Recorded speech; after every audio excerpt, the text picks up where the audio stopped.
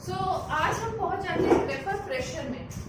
ठीक है, कुछ आइडिया है वेपर प्रेशर क्या होता है, कैसे होता है? वेपर का जो प्रेशर होता है वो वेरी नाइस। कैसे होता होगा वेपर प्रेशर? क्लोज्ड कंटेनर, है ना? तो वेपर प्रेशर हम बोल सकते हैं is the term which is related to evaporation, है ना? जब इवापोरेशन होगा तब वेपर प्रेशर लगेगा, है ना? वेरी सपोज एक कंटेनर है तुम्हारे पास ऐसा, ठीक है, उसमें एक लिक्विड है, कोई भी लिक्विड है।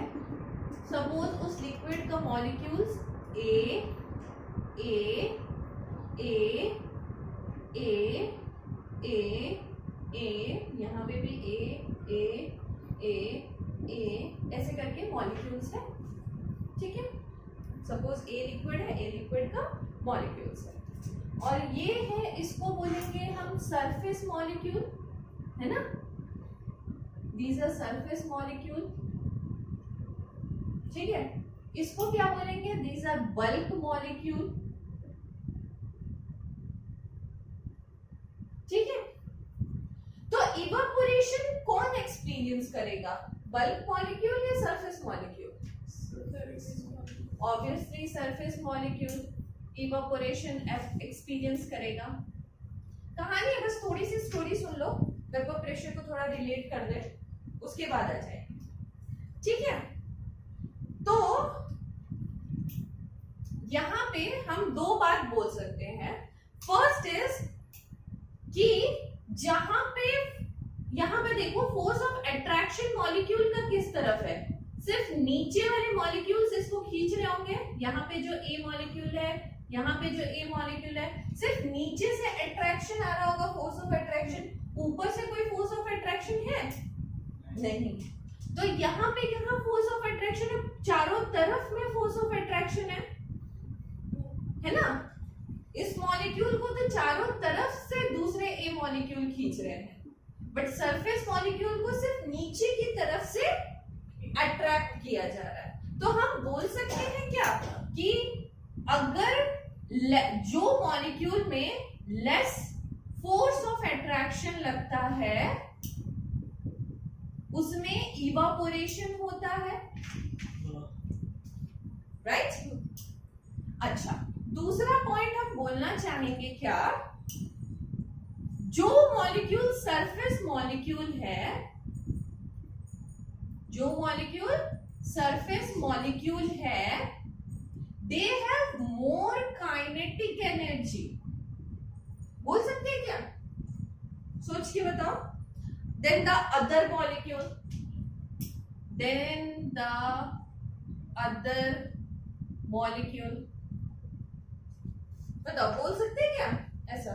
सोचो सोचो, जो ऊपर जाता है वो बहुत लड़ाई झगड़ा मेहनत से ऊपर जाता है ना, तो ये भी तो मॉलिक्यूल कभी ये वाला जो ए मॉलिक्यूल होगा वो यहाँ कहीं हो रहा होगा, और उसमें जब काइनेटिक एनर्जी भरी और वो झगड़ा करना स्टार्ट किया, झगड़ते लड़ते वो ऊपर पहुंच गया, है ना? जब यहाँ से हीट आ रहा है इस पे और काइनेटिक एनर्जी सब पे मिल रही है, टेम्परेचर सबको मिल रहा है, सारे मॉलिक्यूल एक्टिव हो जाएंगे ना। और जो मॉलिक्यूल सबसे ज्यादा एक्टिव होगा, जो मॉलिक्यूल सबसे ज्यादा काइनेटिक एनर्जी, राइट, जो मॉलिक्यूल सबसे ज्यादा काइनेटिक एनर्जी गेन करेगा वो कहाँ आ जाएगा? सरफेस पे आ जाएगा, क्योंकि उसको लड़ाई झगड़ा करके ऊपर आना है, बहुत सारी काइनेटिक एनर्जी लगाएंगे तब वो ऊपर आएगा। तो जो मॉलिक्यूल सरफेस मॉलिक्यूल होता है उसमें काइनेटिक एनर्जी ज्यादा होती है। ठीक है, और ये स्टोरी कब होगी? जब इवापोरेशन होगा। तो डिलीट कर दिया।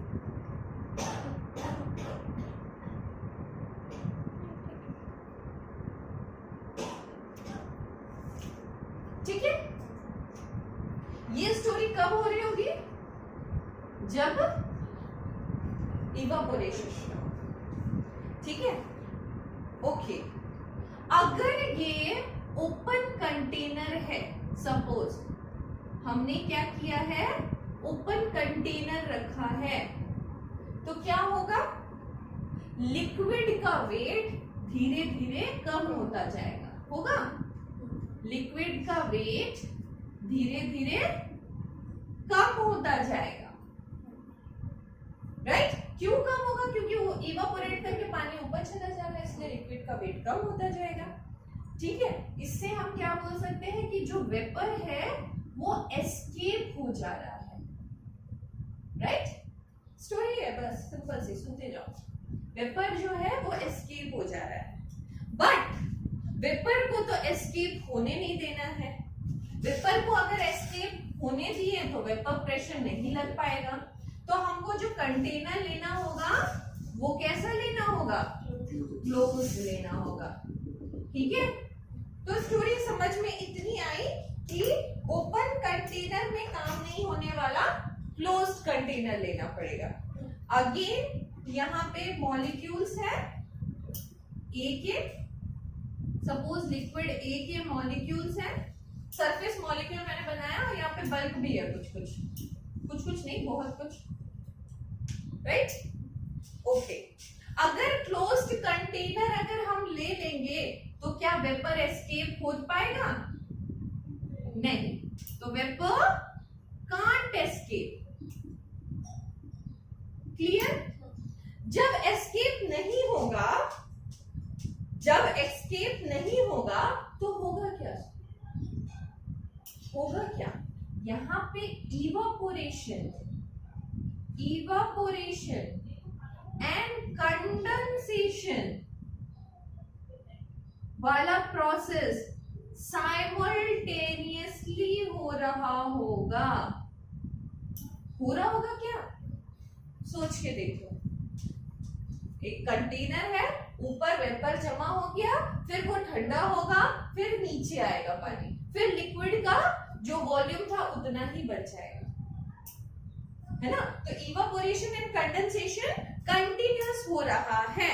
ठीक है, ओके। अच्छा, यहाँ पे अब वेपर प्रेशर के रूप में समझना शुरू करो। ये जो ए मॉलिक्यूल है, हम इसको लिखेंगे P0A। अगर सपोज ऐसा कुछ लिखते हैं, तुमको रिप्रेजेंट करके आ गया P0A, तो P0A का मतलब क्या होता है? Vapour pressure of pure liquid A. क्या मतलब हुआ? Vapour pressure of pure liquid A, मतलब यहाँ पे तो सिर्फ ए ही लिक्विड था और कोई लिक्विड का मॉलिक्यूल नहीं था, तो प्योर ए को लिखना होगा, तो P0A से रिप्रेजेंट हम लोग करेंगे। ठीक है, अच्छा, वेपर प्रेशर डिपेंड किस पे करता है? वेपर प्रेशर क्या साइज ऑफ कंटेनर पे डिपेंड करेगा? नहीं ना, पक्का ना? बट क्या नेचर ऑफ लिक्विड पे डिपेंड करेगा? Very nice. तो vapour pressure is depend upon nature of liquid. कैसे? अगर पानी हो तो जितना इवोपरेट कर रहा है, अगर अल्कोहल हो तो जल्दी इवोपरेट कर जाएगा, है ना? तो नेचर ऑफ लिक्विड पे बहुत ज्यादा डिपेंड करता है। और दूसरा क्या किस पे डिपेंड करता है? टेम्परेचर पे, है ना? कितना टेम्परेचर दे रहे हो उस हिसाब से वेपर प्रेशर बनेगा। तो इतनी बातें क्लियर हुई?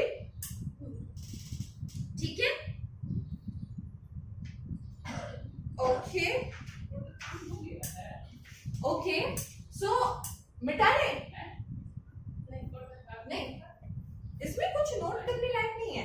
बस नोट करने लायक यही है कि वेपर प्रेशर जो है वो किस में होगा? क्लोज्ड कंटेनर में करना है।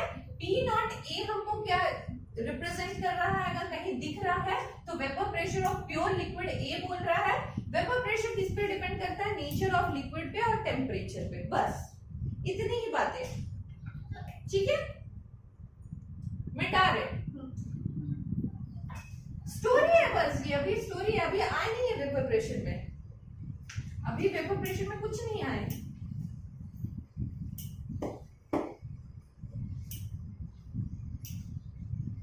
ठीक है, तो हम यहां से एक बात कंक्लूड कर सकते हैं कि वेपर प्रेशर को अब से हम बीपी लिख Vp is inversely proportional to force of attraction of two molecule. बोल सकते हैं क्या? हमने देखा जो बल्क में मॉलिक्यूल था उस पे चारों तरफ से फोर्स लग रहा था, है ना?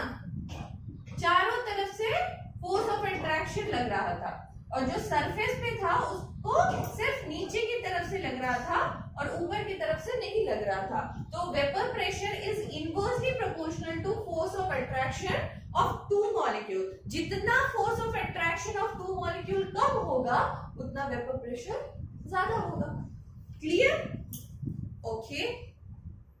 अच्छा, बहुत बार ऐसा क्वेश्चन पूछता है, बहुत बार इस टाइप का कुछ क्वेश्चन देता है तुमको कि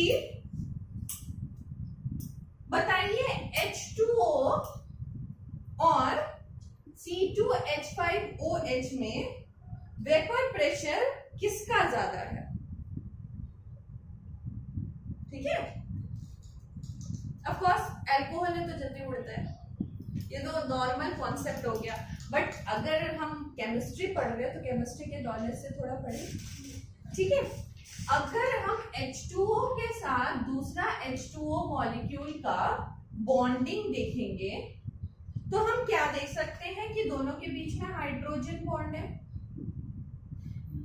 यहां पे भी C2H5OH और दूसरा मॉलिक्यूल ऑफ C2H5OH के बीच में भी हाइड्रोजन बॉन्ड है।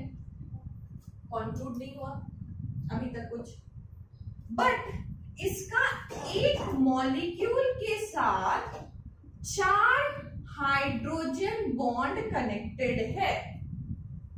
एक मॉलिक्यूल ऑफ HO के साथ अगर तुम देखोगे H2O कैसे बनता है, ठीक है? और एक O 4 molecule of hydrogen attached है ना? 2 मॉलिक्यूल वाटर के लेंगे तो एक मॉलिक्यूल ऑफ O के साथ 4 मॉलिक्यूल ऑफ हाइड्रोजन अटैच्ड है। यहां पे क्या होता है, यहां पे एक मॉलिक्यूल के साथ एक ही हाइड्रोजन बॉन्ड अटैच है। तो बताओ किसमें ज्यादा फोर्स ऑफ अट्रैक्शन होगा? इसमें ज्यादा फोर्स ऑफ अट्रैक्शन होगा, तो जिसमें फोर्स ऑफ अट्रैक्शन ज्यादा उसका वेपर प्रेशर कम। ठीक है, तो हम बोल सकते हैं vapour pressure of ethanol is greater than vapour pressure of H2O। Clear? Okay, एक और एग्जांपल देते हैं। अब इसमें बताओ, मेरे पास एग्जांपल में है C2H5OH, जिसको बोलेंगे क्या? इथेनॉल। उसके बाद है CH2OH, ये है ग्लाइकॉल। अभी आएगा, हाँ, ये आगे के चैप्टर्स में आएगा ग्लाइकॉल। एक है मेरे पास CH2OH,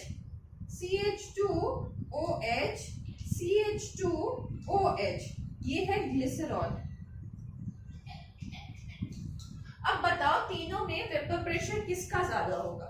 जिसका बॉन्डिंग ज्यादा उसका वेपर प्रेशर कम। ये सीखा हमने। तो बॉन्डिंग देखो सबसे ज्यादा किसमें? ग्लाइसरॉल में सबसे ज्यादा, तो इसका वेपर प्रेशर सबसे कम, देन ग्लिसरॉल, देन इथेनॉल। समझ आ गया? जिसके में बॉन्डिंग ज्यादा उसका वेपर प्रेशर कम। क्लियर? क्लियर? मिटा ले। ओके, क्वेश्चन यहां से नहीं आएगा, ये अभी छोटी छोटी सी बातें सिखा रहे हैं। ये वाला इंपॉर्टेंट है, ये नोट कर लेना। Vapour pressure is inversely proportional to the force of attraction of between two molecule. Vapor pressure is inversely proportional to the force of attraction between two molecules.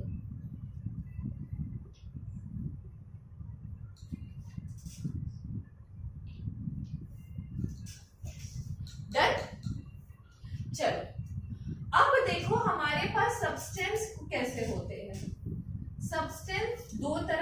होते हैं हमारे पास अवेलेबल, एक होता है वोलाटाइल और एक होता है नॉन वोलाटाइल, है ना। दो तरह के सब्सटेंस होते हैं, एक होता है वोलाटाइल, एक होता है नॉन वोलाटाइल। तो जो वोलाटाइल है उसके लिए हम लिख सकते हैं P naught is not equal to 0 और इसके लिए लिख सकते हैं P equal to 0, P naught is equal to 0। अब कैसे क्यों आगे एक्सप्लेन करेंगे, ठीक है। चलो, अगर वोलेटाइल लिक्विड की बात करें तो वो क्या क्या हो सकता है बताओ। फॉर एग्जाम्पल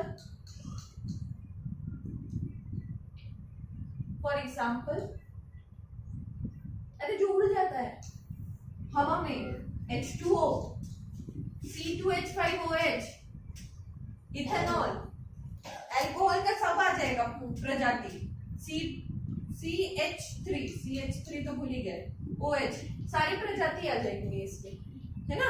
और जो नहीं उड़ सकता, फॉर एग्जाम्पल बताओ, यूरिया नहीं उड़ सकता, फॉर्मूला याद है, NH2CO NH2, याद रखो इसको। और क्या बोल सकते हैं, ग्लूकोज उड़ नहीं सकता, फॉर्मूला बोलो, C6H12O6। और बताओ, सुक्रोज उड़ नहीं सकता, फॉर्मूला बोलो,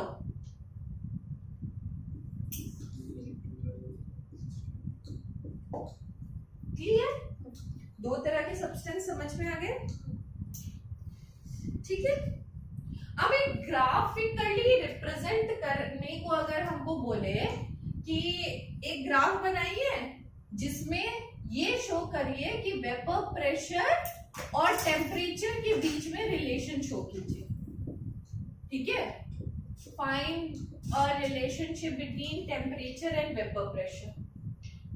तो वेपर प्रेशर कब बढ़ेगा, जब टेम्परेचर बढ़ेगा, है ना। तो ग्राफ सिंपली ऐसा हो सकता है क्या, टेम्परेचर बढ़ रहा है बढ़ रहा है बढ़ रहा है, वेपर प्रेशर भी बढ़ रहा है बढ़ रहा है बढ़ रहा है। ग्राफ समझ में आ रहा है पक्का। तो हम बोल सकते हैं वेपर प्रेशर बढ़ेगा तो इवापोरेशन बढ़ेगा, इवापोरेशन बढ़ेगा तो फिर क्या होगा, टेम्परेचर बढ़ रहा है, इसीलिए बढ़ रहा है सब कुछ। तो ग्राफ क्लियर है। तो यहां तक हो गई कहानी। अब शुरू करते हैं चैप्टर, ठीक है। तो कॉन्सेप्ट वाइज हम लोगों को कुछ चीज मिला। P नॉट ए का अगर हम लिख रहे हैं तो P नॉट ए मतलब क्या हुआ, pure vapour pressure of A, है ना।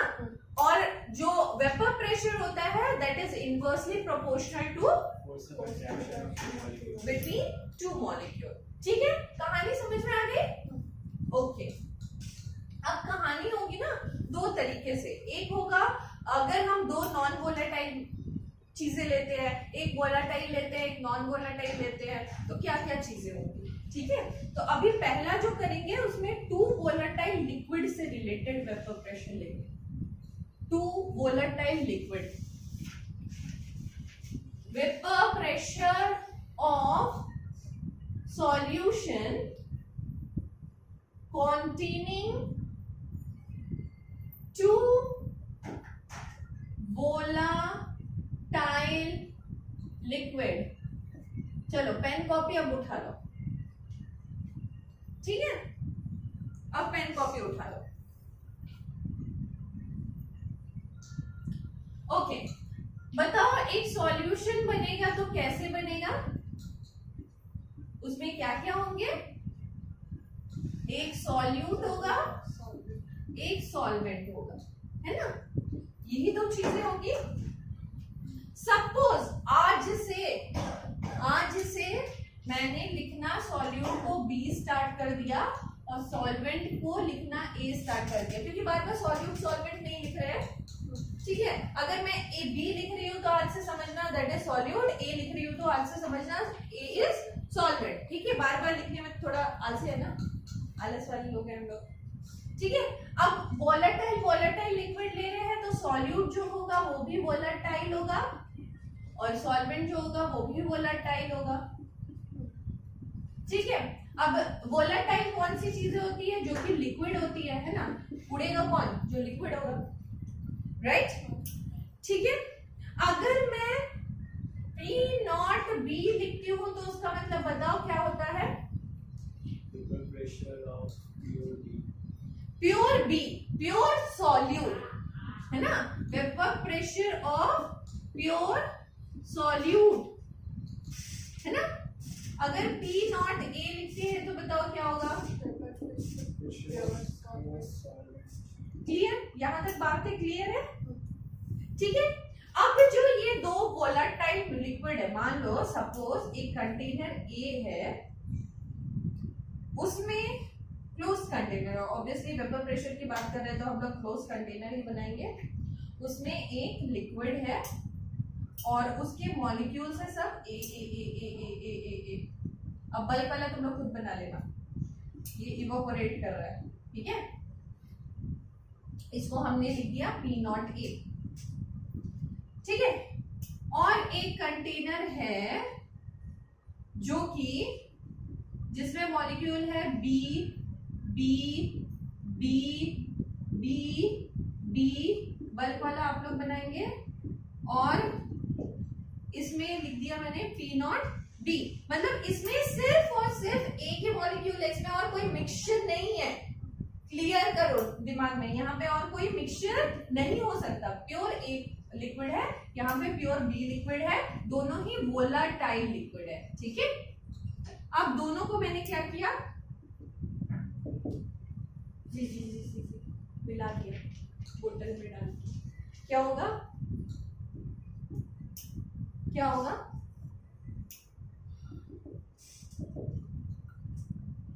हम साथ साथ है, ऐसा हो जाएगा ना, A B A B A B A B A B, ऐसा कुछ हो जाएगा कहानी, है ना? और ये भी इवोपोरेट कर रहे होंगे। अच्छा, मुझे कहानी में एक चीज ये समझाओ, अब इसका वेपर प्रेशर क्या होगा? कहानी में ये समझाओ कि इसका वेपर प्रेशर क्या होगा। ये कहानी बहुत इंपॉर्टेंट है, यहाँ पे राउल्ट लॉ आने वाला है, ठीक है? तो कहानी में समझाओ कि वेपर प्रेशर क्या होने वाला है इसका। बहुत बच्चे बोलते हैं, तुम लोग पता नहीं क्यों नहीं बोल रहे हो, P nought A plus P nought B हो जाएगा, है ना? वेपर प्रेशर इसका और इसका मिला दिया तो वही तो बनेगा, बट वो नहीं बनता है ना, ये तो नहीं बनता है, बनेगा कुछ और। वेपर प्रेशर थोड़ा सा डिक्रीज हो जाता है according to Raoult law. Raoult law के हिसाब से वेपर प्रेशर थोड़ा सा डिक्रीज हो जाता है, जितना दोनों के कॉम्बिनेशन में रहना चाहिए उससे थोड़ा सा डिक्रीज हो जाएगा, ठीक है? तो वेपर प्रेशर होगा कितना, ध्यान से सुनना, एकदम ध्यान लगा के, मन लगा के। पार्शियल, अच्छा इसको, ये जो कॉम्बिनेशन में बनेगा ना, एक मिनट, अच्छा यहाँ पे जो प्रेशर, वेपर प्रेशर अब बन जाएगा, इसको अब बोलेंगे, क्योंकि ये डिफरेंट है ना नॉर्मल वेपर प्रेशर से, कंबाइन हो जाता तो P nought A plus P nought B बोल देते, बट ये डिफरेंट है तो इसको बोलेंगे पार्शियल वेपर प्रेशर, ठीक है? और इसको रिप्रेजेंट करेंगे खाली PA से, अगर partial vapour pressure of A बोल रहे हैं तो PA। क्लियर? तो PA क्या होगा, is directly proportional to the zeta eta, जो भी लिखो, ऑफ A। होगा क्या, ध्यान से सोचना, एकदम ध्यान से। पार्शियल प्रेशर, प्रेशर जो partial vapour pressure of A कितना लगेगा, जितना number of molecules of A होगा, जितना मोल फ्रैक्शंस ऑफ A होगा, है ना, जितना A के मॉलिक्यूल्स अवेलेबल होंगे लिक्विड में, उतना ही वेपर प्रेशर लगेगा ना, राइट? तो पार्शियल प्रेशर ऑफ A कितना होगा, is directly proportional to eta A, mole fraction of A। Clear है? तो वैसे भी हम क्या बोल सकते हैं, partial pressure of B is directly proportional to mole fraction of B, बोल सकते हैं, बोल सकते हैं ना ये बात? तो this is nothing but Raoult's law.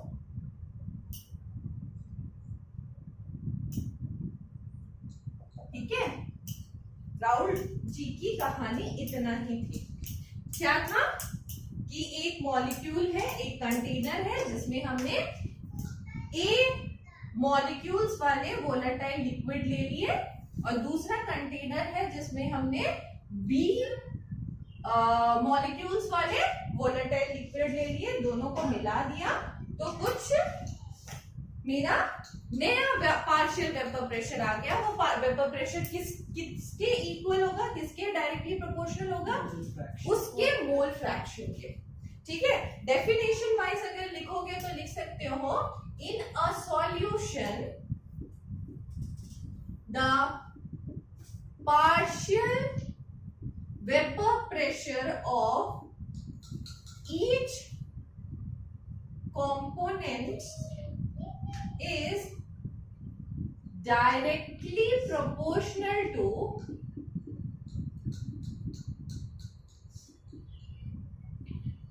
the mole fraction of that component। बोल सकते हैं in a solution the partial vapor pressure of each component is directly proportional to the mole fraction of that component। ठीक है, यहां तक हम चाहेंगे note कर लो कि ये डेफिनेशन नोट कर लो और राउंड लो का ये चीज नोट कर लो। ठीक है, इतना नोट कर लो फिर आगे बताते हैं। हो गया? तो कहानी क्लियर है ना राउंड लॉ की? ओके, चलो अगर मैं पूछूं मोल फ्रैक्शन ऑफ ए का फॉर्मूला क्या था, याद है सबको? Mole fraction of A is equal to number of mole of A by number of mole of A plus number of mole of B. नहीं था ना? मैं सही हो ना? पक्का ना? Very nice. Mole fraction of B is number of mole of B by number of mole of B plus number of mole of A. ये था? ठीक है, हम बोल सकते हैं क्या number of mole fraction of A plus mole fraction of B equal to 1। अरे सॉल्यूशन में तो कुछ और था ही नहीं, दोनों का सम तो 1 ही होगा ना। क्लियर? ठीक है, अब ये वाला एक चीज देखो, जो हम लोग लिख रहे थे partial pressure of A is directly proportional to mole fraction of A, है ना? तो डायरेक्टली प्रोपोर्शनल का साइन तो हमको हटाना पड़ेगा, कुछ तो लाना पड़ेगा।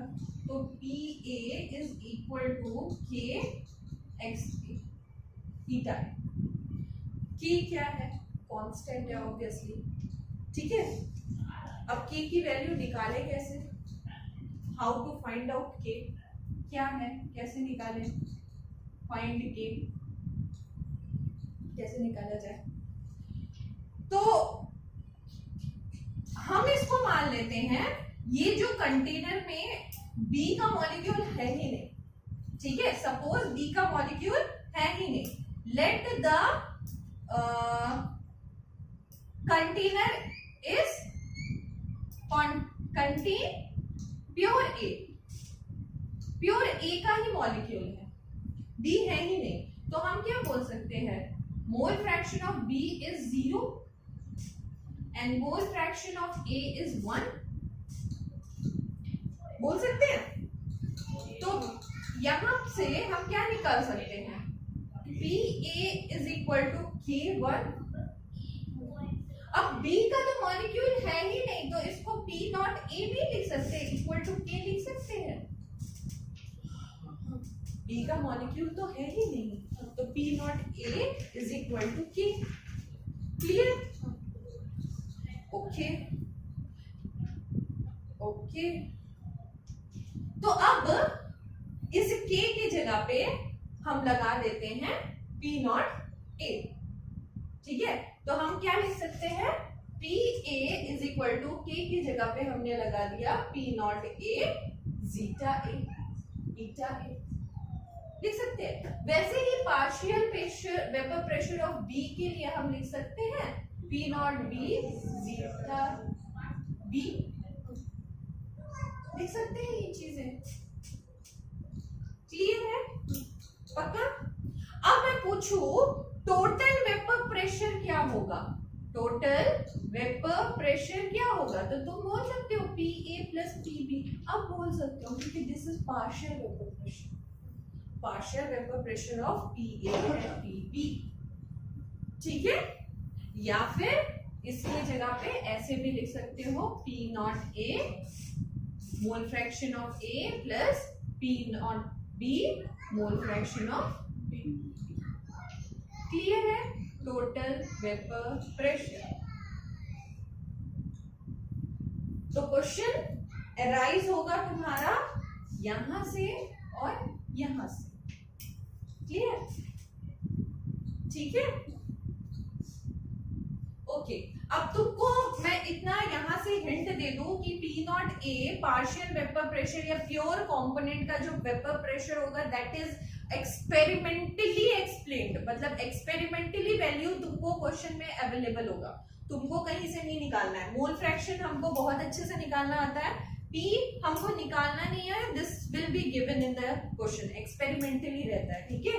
तो PA PB का टेंशन करना नहीं है, ये रहेगा एक्सपेरिमेंटली रहता है तो गिवन रहेगा, ठीक है। ओके, अच्छा ये स्टोरी ना डाल्टन्स लॉ की भी थी, क्लास 11 याद होगा तो डाल्टन्स लॉ की भी यही स्टोरी थी, ठीक है। तो इतना नोट कर लो, फिर हम लोग बढ़ते हैं क्वेश्चन की तरफ। ओके, तो ध्यान से एकदम राउल्ट लॉ ये है, partial vapour pressure of A is directly proportional to zeta A, या partial pressure of B is directly proportional to zeta B, not this one, not this one, वो राउल्ट लॉ नहीं है, वो Dalton's law है, ठीक है। Raoult law ये वाला है, the solution of vapour pressure of each component is directly proportional to the mole fraction of that component.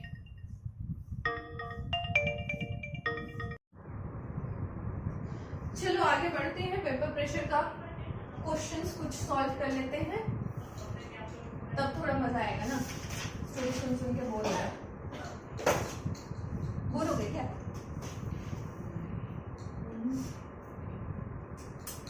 रोशन को आज नींद नहीं आ रही है, आ रही है क्या रोशन?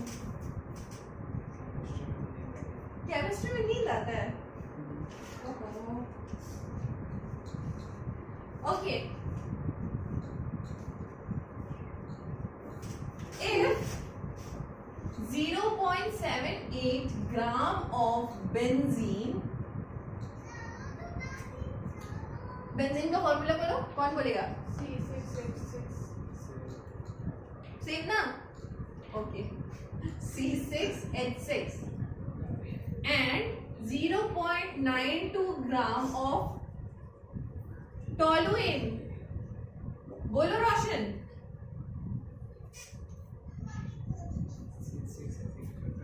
ऐसे ही कुछ होता है, ऐसे नहीं होता है, मीथेन एक ऐड रहता है बेंजीन रिंग में, तो क्या होगा C6H5CH3 है ना, बस मीथेन एक ऐड रहेगा टोलुइन में। ये सब यार कब सीखोगे यार, हो गया बहुत दिन हो गया। आर मिक्स्ड, फाइंड, क्या क्या फाइंड करना है, पहला क्वेश्चन है partial pressure of benzene and toluene,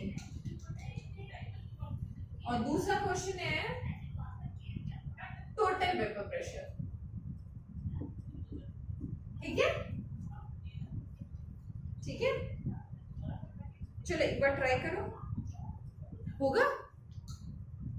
sorry एक चीज देना भूल गए, जो हमने बोला था एक्सपेरिमेंटली गिवन होगा, है ना, तो P नॉट बेंजीन को हम B से डिनोट कर दें, P nought B is 400 mmHg, और P नॉट T टोलुइन को T से कर दे रहे हैं 200 mmHg, ठीक है, ये एक्सपेरिमेंटली गिवन होगा।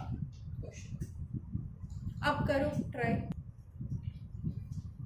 ओके, तो मुझे निकालना है पहले partial pressure of partial pressure of benzene, तो क्या फॉर्मूला लगाएंगे, P nought B zeta B, ठीक है। तो ये तो मोल फ्रैक्शन तो हमको निकालना पड़ेगा ना, वो अलग से निकाल लो। मोल फ्रैक्शन ऑफ B कैसे निकलेगा, बोलो बोलो। number of moles of benzene by number of moles of benzene plus number of moles of number of moles of benzene bye number of moles of benzene plus number of moles of toluene. Very nice. अब बताओ number of moles of benzene कैसे पता चले, mass by molar mass। Mass by molar mass है ना, तो mass by molar mass by number of moles of benzene plus number of moles of toluene, है ना। तो नंबर ऑफ मोल्स इतना नहीं लिखते हैं हम लोग, हालत ही खराब हो जाएगा, है ना। तो मास क्या दिया हुआ है, मास कुछ दिया हुआ है 0.78। मॉलिक्यूलर मास हम लोग निकाल सकते हैं 78 आ रहा है, वेरी नाइस, बहुत अच्छा। फिर number of moles of benzene, हाँ 0.78 हाँ number of moles of benzene 0.78 by 78। Benzene का था 0.01 बेंजीन का आ गया 0.01, कैसे आया, कैसे कट जाएगा, number of moles of benzene mass हाँ भाई ये 0.01 आ गया ना, कितना नंबर है 0.01 प्लस उसका जितना आएगा number of moles of tolerant. तो सबसे पहले ना यहाँ पे जो आइडिया मिला, नंबर ऑफ मोल्स ऑफ दोनों निकाल दो। सबसे पहले यहाँ से क्या आइडिया मिला हमको कि मोल सबसे पहले दोनों का निकाल देते हैं, उसके बाद काम कर लेते हैं। चलो तो number of moles of toluene भी निकाल लेते हैं। Number of mole of toluene क्या होगा, molar mass sorry mass by molecular mass. Molecular mass 92 ही आएगा, क्या कितना आएगा 92 ही आ रहा है, ठीक है। तो ये 0.01 अगेन हो गया, तो ये भी ऐड कर दो यहाँ पे टॉलुइन में, है ना। तो ये होगा 0.01 by 0.02 is equal to half, right. वैसे ही अगर हम ईटा टी निकालते हैं तो mass by molecular mass, mass is given in 0.92 by ये हो गया 0.01 बाय 0.01 प्लस 0.01 अगेन 1/2, है ना। ये निकालने की मुझे जरूरत नहीं थी, क्यों नहीं थी बताओ, एक निकाल लिया तो दूसरों को निकालने की जरूरत नहीं थी, क्योंकि zeta A plus zeta B is equal to 1 होता है। अगर ये हाफ है तो ये भी हाफ होगा ना यार, क्लियर, ठीक है। अब पुट कर देना है वैल्यू, अब directly putting the value of half half आया ना दोनों का। तो P नॉट P कितना दिया हुआ है 400, जीटा B कितना आया हाफ, तो हो जाएगा 200 mm Hg, क्लियर। नेक्स्ट पूछ रहा है partial pressure of toluene, P not toluene eta toluene. P not toluene कितना दिया हुआ है 200 और ईटा टॉलुइन हाफ 100, यहाँ पे आ गया 100 mm Hg, clear. Total vapour pressure बताओ कितना होगा,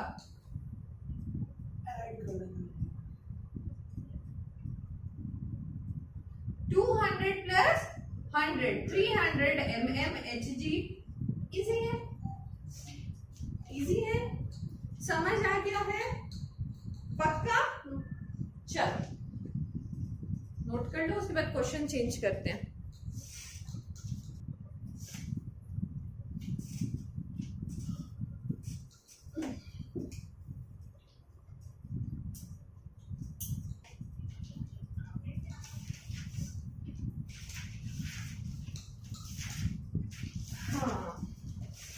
चलो नेक्स्ट क्वेश्चन तुम लोग बना रहे हो।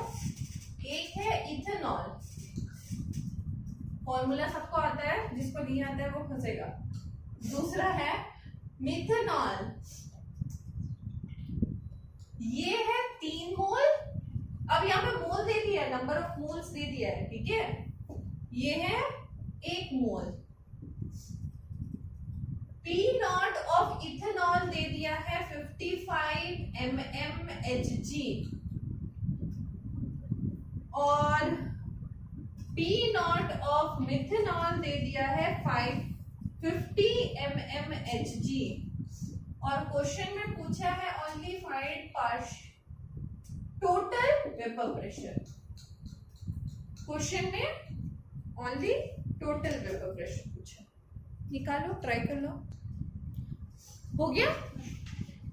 तो बाकी इसका तो मोल पता है, इसका मोल पता है, इसका मोल फ्रैक्शन आ रहा है ऑफ इथेनॉल कितना आ रहा है 3/4 और मिथेनॉल का 1/4 हो जाएगा। ये 3/4 तो ये 1/4 हो जाएगा।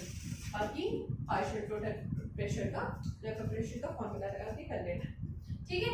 ये होगा क्वेश्चन, कुछ नोट करो। एक्स एंड वाई दो अलग अलग वोलेटाइल लिक्विड है। ये जो है ये 2 मोल है, ये जो है तो वोलेटाइल लिक्विड, वोलेटाइल लिक्विड। ध्यान से सुन लो एक बार क्वेश्चन। एक्स एंड वाई जो है वो अलग अलग वोलेटाइल लिक्विड है।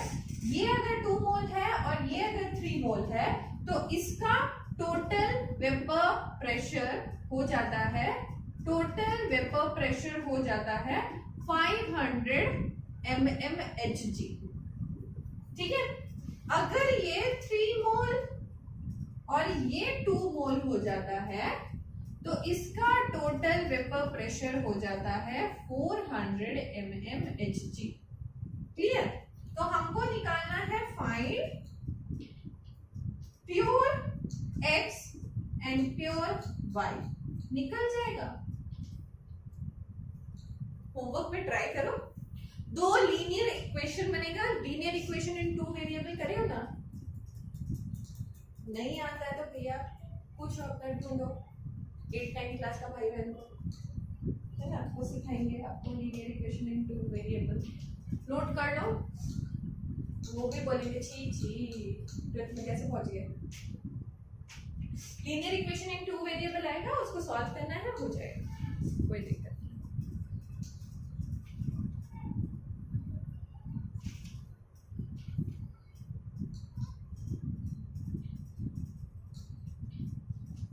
बाकी बता देते हैं, इसका आंसर 200 और 700 आने वाला है, ठीक है।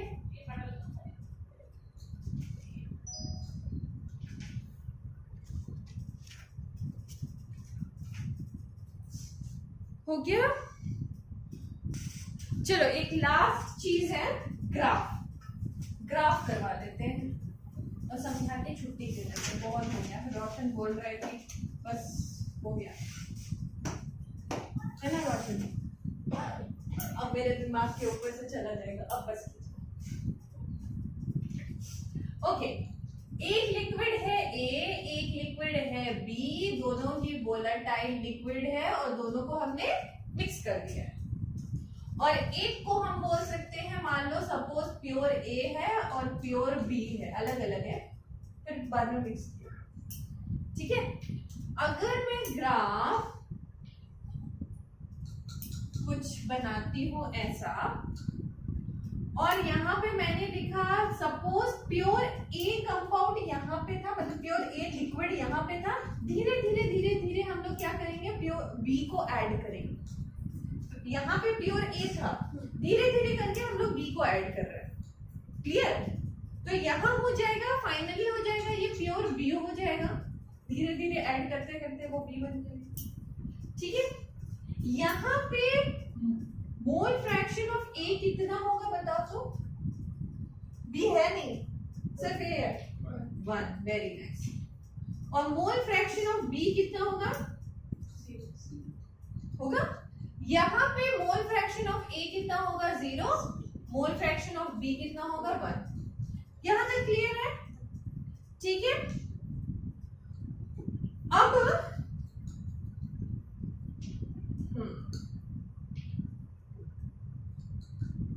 अच्छा, अब देखो यहां पे हम लोगों का फॉर्मूला क्या था? Partial pressure of A is equal to P naught A zeta A, partial pressure of B is equal to P naught B zeta B, है ना? तो P naught A zeta A देखो कहां पे है? यहां पे है। जीटा ए यहाँ पे 1 मॉलिक्यूलर है, मतलब यहाँ पे पी नॉट ए बहुत ज्यादा है ना? तो यहाँ पे पी नॉट ए बहुत ज्यादा है और पी नॉट ए जाके यहाँ पे 0 हो जा रहा है।